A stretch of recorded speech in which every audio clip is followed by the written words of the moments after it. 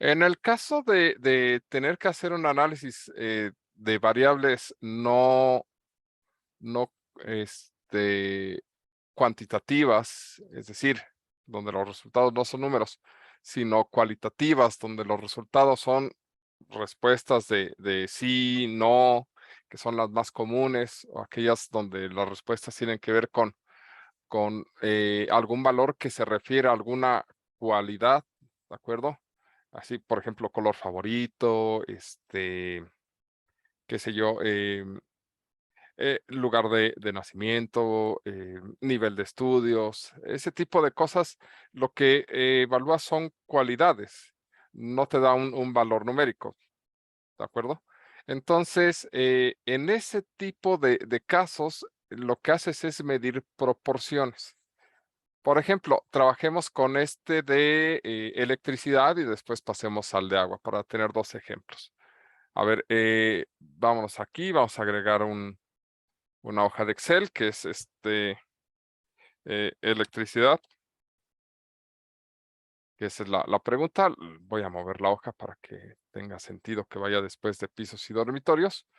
Eh, y hacemos otra de tipo de pisos que creo que aquí sí va a tener más variante.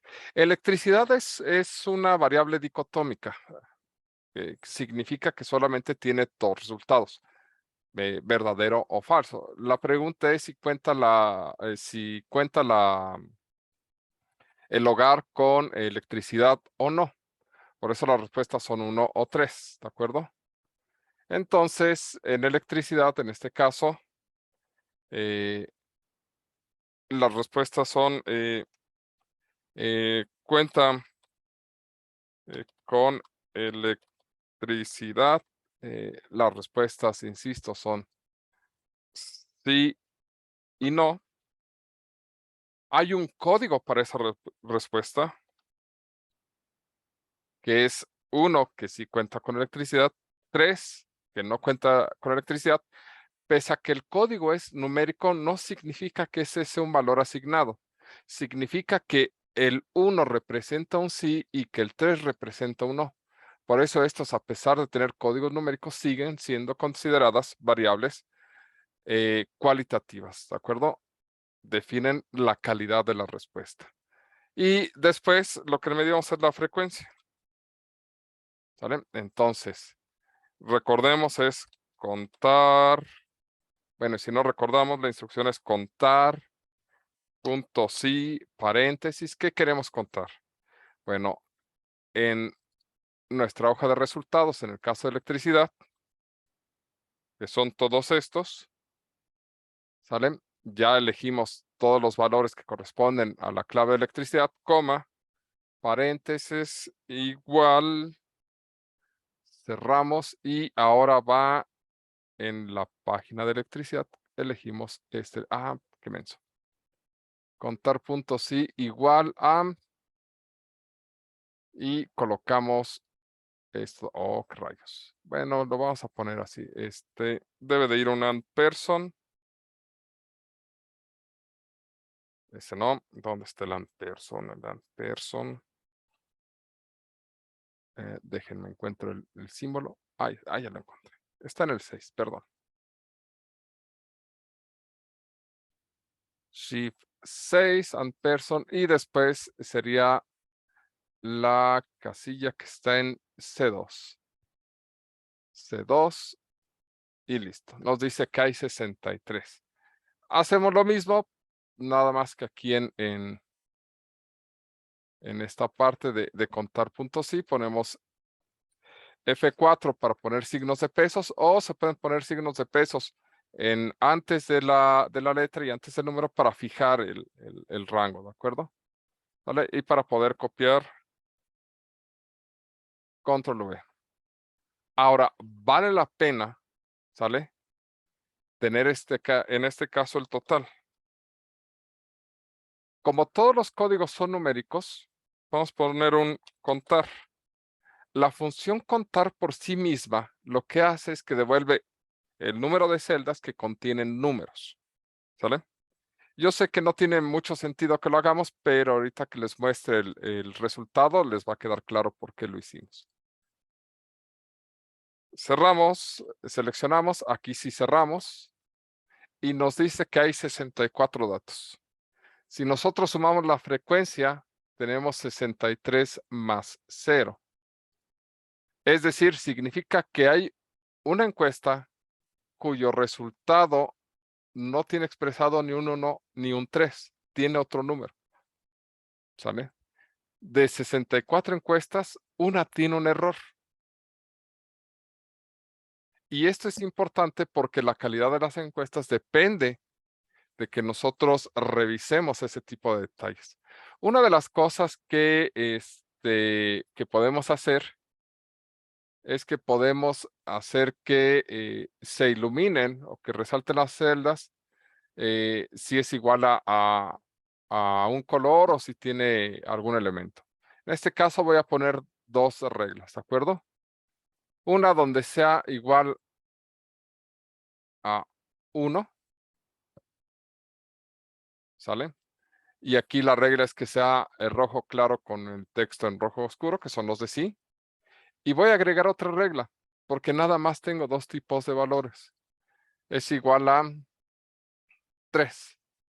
Y voy a ponerlo de otro color, digamos verde, ¿de acuerdo? Y entonces empiezan a resaltar los errores. Y aquí nos aparece un 4. Ese es el motivo por el cual aquí nos aparece 64 encuestas en total y deberíamos de tener, las frecuencias nos deberían de dar el mismo número.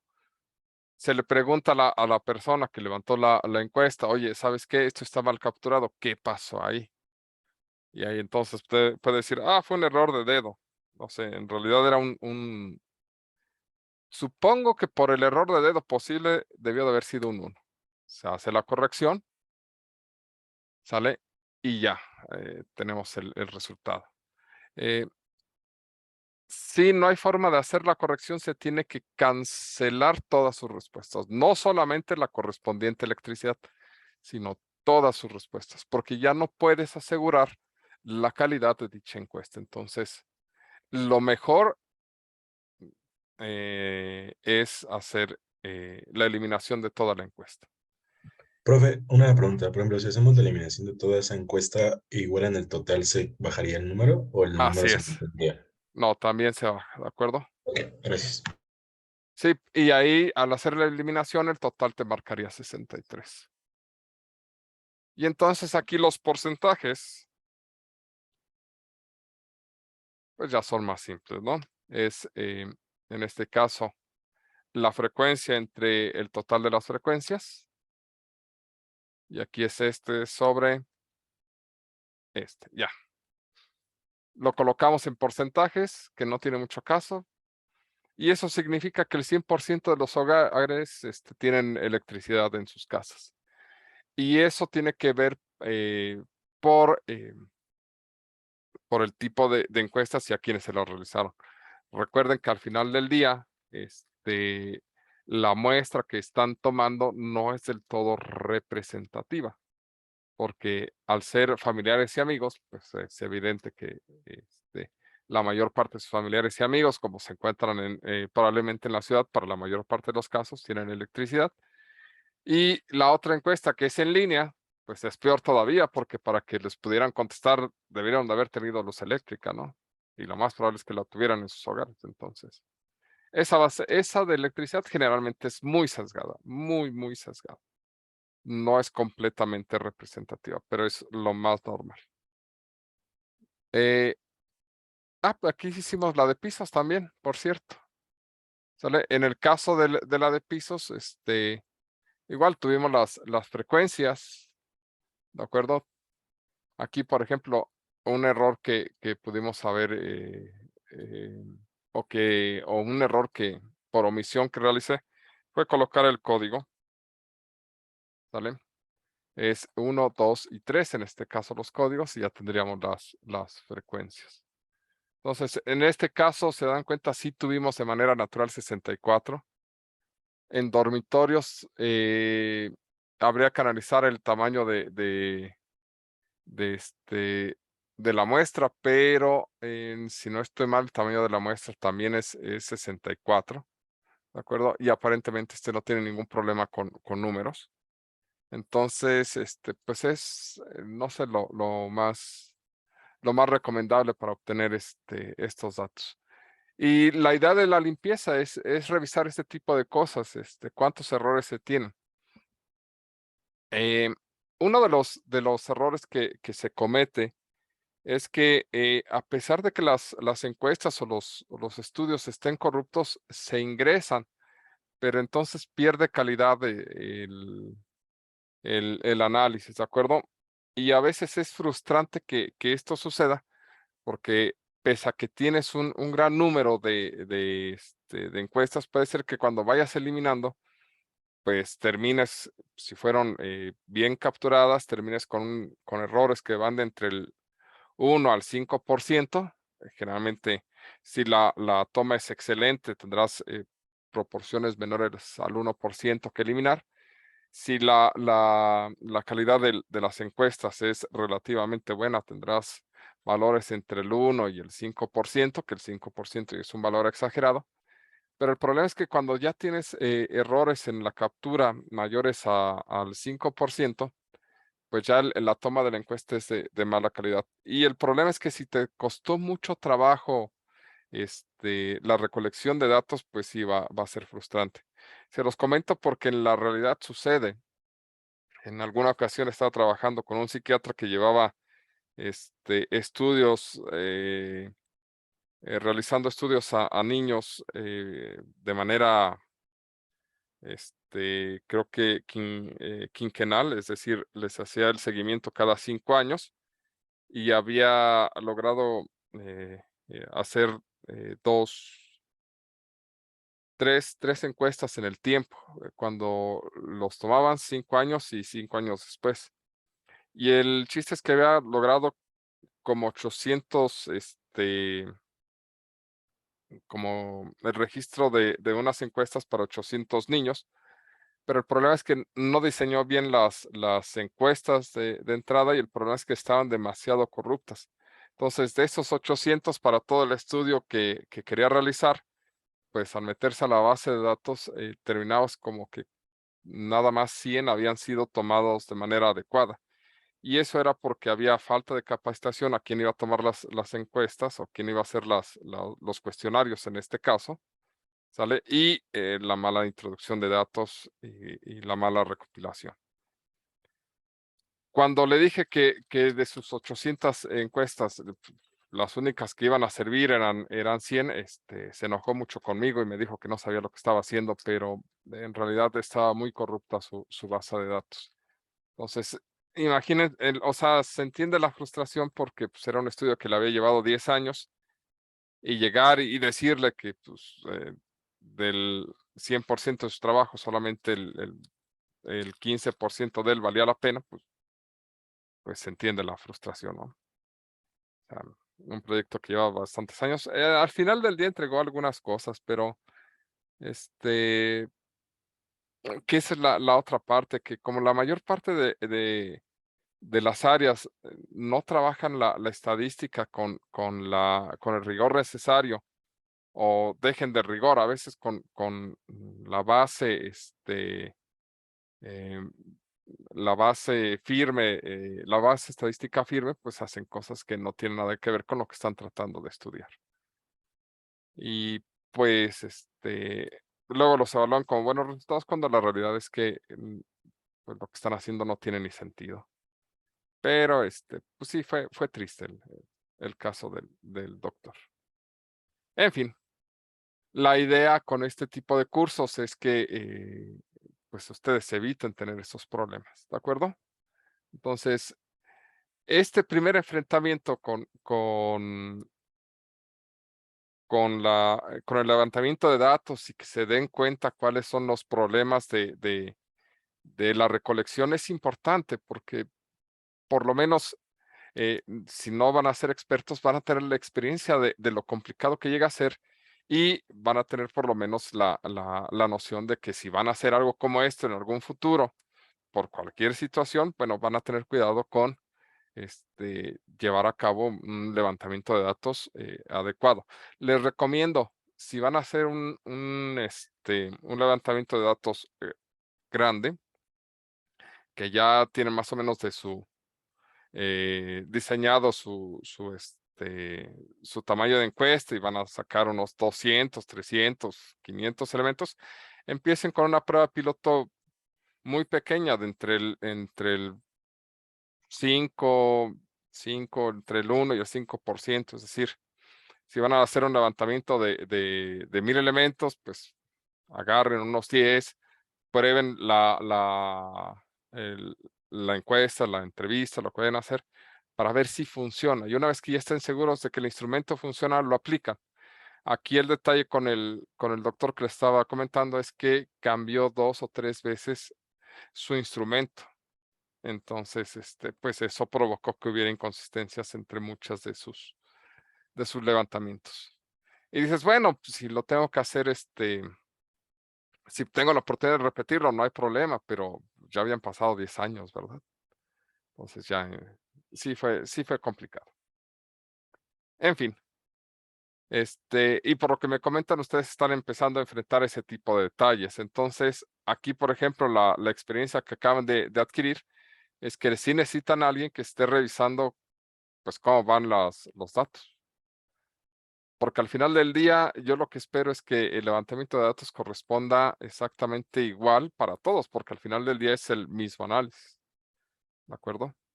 Entonces, si bien el asentamiento de los datos es responsabilidad de cada uno, pues el compilado general sí es grupal. Entonces, sí vayan viendo cómo están vaciando, cuáles son los detalles y cuáles son las correcciones que hay que realizar. ¿Sale? ¿Dudas, preguntas?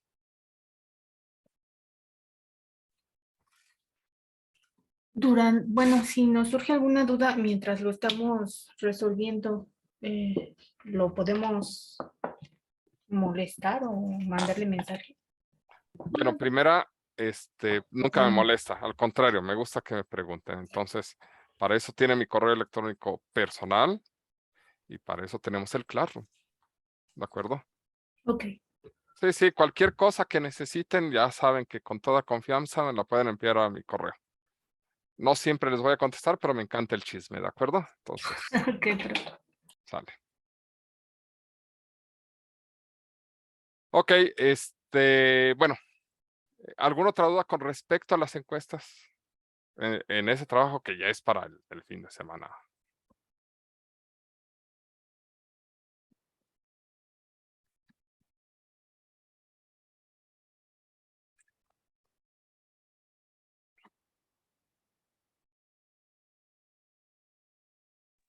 No, profe. Profesor, Mándame.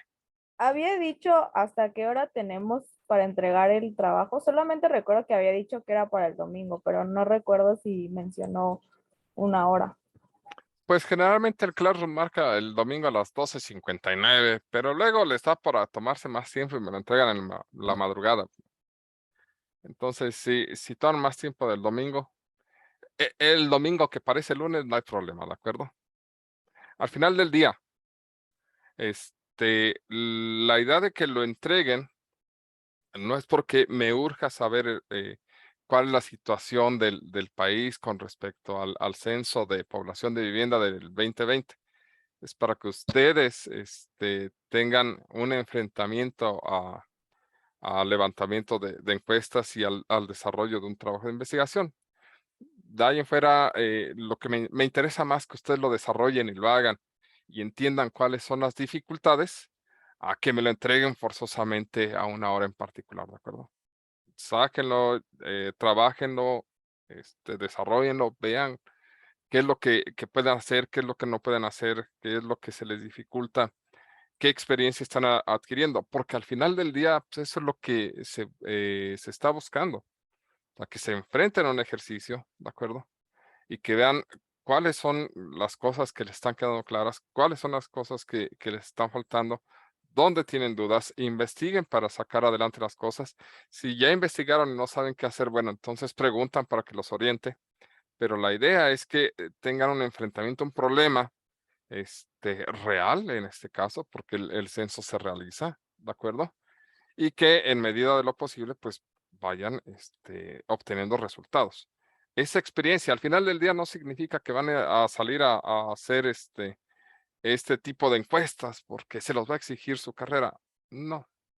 Se trata de que tengan un enfrentamiento al levantamiento de una encuesta porque quizás en algún futuro tengan que desarrollar alguna o algunas. ¿Sale? Sí, profesor, gracias. Órale, o sea, se trata de que agarremos experiencia, que hagamos cosas que nos generen duda o curiosidad. De eso se trata. Bueno. ¿Alguna otra duda?